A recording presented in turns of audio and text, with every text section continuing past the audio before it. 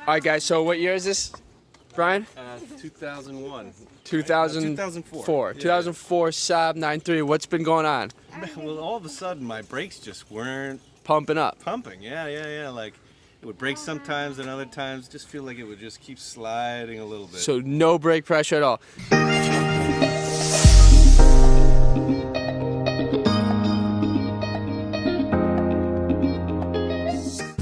When you turn on the car, the engine light's on, and you hear that hissing noise. Right here is a vacuum line that's cracked in half. You hear that? So we're gonna go ahead and we gotta replace that, but for now we're gonna glue it since we don't have the part, so we can drive the car and get brake fluid and get brake pressure. The Candyman is here, and the Saab doc is here. Let's fix this guy. The trials and tribulations that I have with this car. And if you follow the channel, you'll know that I've done a lot of work to this car, and then I've rebuilt this car from a purchase off of Craigslist. After the purchase and the sale of the other car that it replaced, you know, figure it cost me about $1,000 net to get this car on the road. And that's, of course, because there were some troubles with my rebuild. Of course, I made some mistakes. It was the first time I've ever rebuilt a car before. So, you know, some learning curves there. So, but all in all, $1,000 out of pocket to get this thing on the road is really not a bad deal. I mean, for a convertible like this, it's nice to drive in the summer. It's good in the winter. Pretty reliable car. Did I say that? It's a Saab. Reliable, same sentence? Yeah, they're pretty reliable. For a, what is it, 2002? For a 17-year-old car, it's not doing so bad, guys. 17 years old, luckily, thank God. We've never been stranded on the road. I've had some major repairs over the last couple years, which is why I wanted to talk to you about that in this video.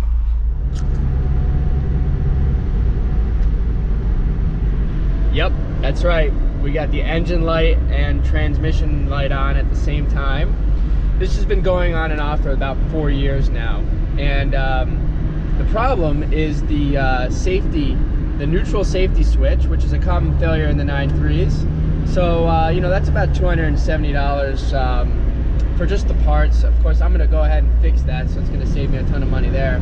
But in total, and this is excluding extracurricular activities with this car, okay guys? All that stuff, the headlights, upgrades, this, that, and the other, all that stuff is not included in this. About $6,000 in repairs over the last 4 years. That's roughly, I'm just doing this off the top of my head, about $1,200, $1,250 a year in maintenance, on average, of car repairs. Now, that's not including regular maintenance. Figure another couple $100 in maintenance over the last couple of years. You know, brakes, oil changes. I've done tires once when we put the car on the road, and I'm about to do it again this year. It's 4 years. Not bad.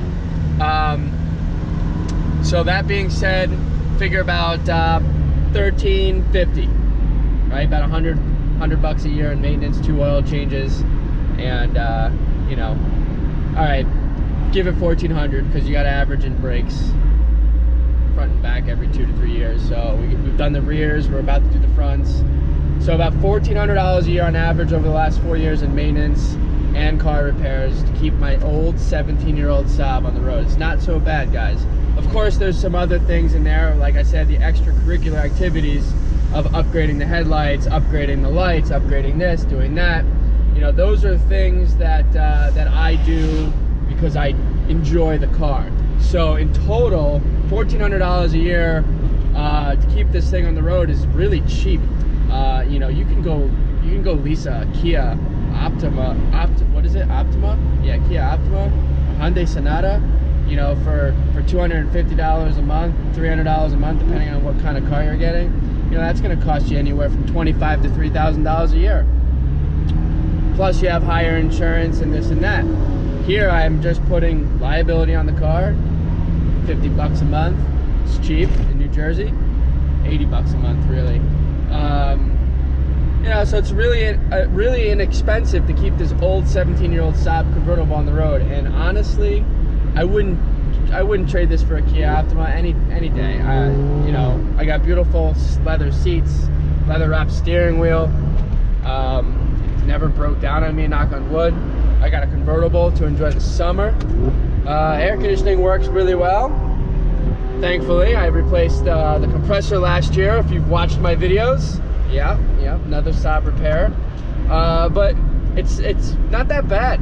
So I've done a video on why Saabs are so awesome, and of course I've gone through a list of things that I've repaired, and the list will never end because obviously I'm dealing with an old car.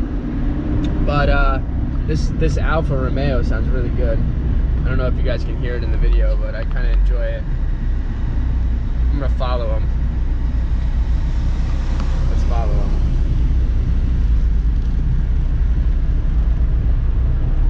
Ah, too much traffic.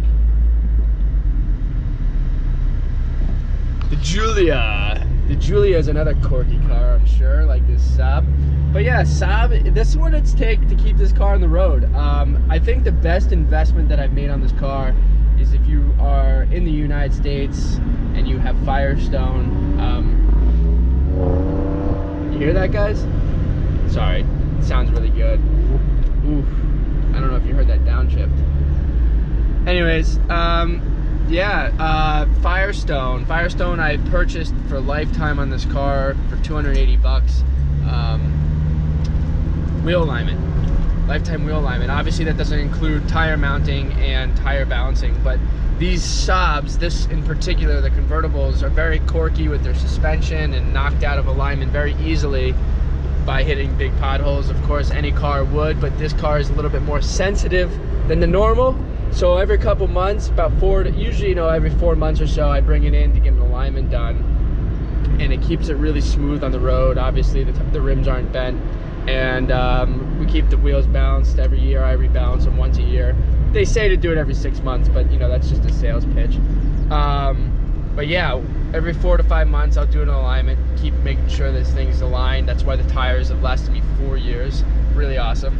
And like I said, the reason why I do that is because these Saabs, if you don't know, drive really smooth. They're really nice luxury cars from the time that they were, you know, made. They were like better than Audis at the time, even BMWs. I would still argue that today, minus the technology.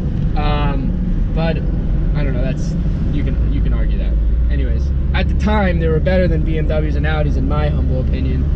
So they're very luxury and smooth, and you know, I like that. And keeping the alignment is obviously good for the car and also nice for the ride.